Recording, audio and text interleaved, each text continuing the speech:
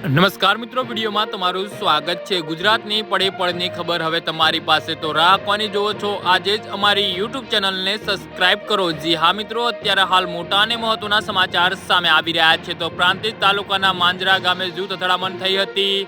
પથ્થરમારા સાથે હુમલો કરતા 20 લોકોને ઈજા પહોંચી હતી તેમજ અનેક વાહનોને તોડફોડ અને આગ ચાંપી કરવામાં આવી હતી। જો કે ઘટનાની જાણ થતાં જ પોલીસ ઘટના સ્થળે પહોંચીને તેમજ ઈજાગ્રસ્તોને હોસ્પિટલ ખસેડવામાં આવ્યા હતા। જી હા મિત્રો, અત્યારે હાલ મોટા અને મહત્વના સમાચાર સામે આવી રહ્યા છે।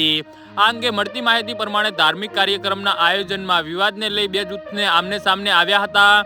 તેમાં વિવાદ ઉગ્ર બનતા સામસામે પથ્થરમારો કરવામાં આવ્યો હતો તેમજ પથ્થરમારામાં 20 લોકોને ઈજા પહોંચી છે, જ્યારે 26 કાર, 51 બાઇક, 2 ટેમ્પોને નુકસાન પહોંચાડ્યું છે, જેમાં 4 મિની ટેમ્પો, 3 ટ્રેક્ટર, 10 મકાનને નુકસાન પહોંચાડ્યું હતું। આ અંગે પોલીસે સીસીટીવીના આધારે તપાસ શરૂ કરી છે। આ ઘટના પોલીસે 60 વ્યક્તિ સામે નામજોગ સહિત 120 સામે ગુનો દાખલ કર્યો હતો અને આ વિવાદની જૂની અદાવત થયો હતો।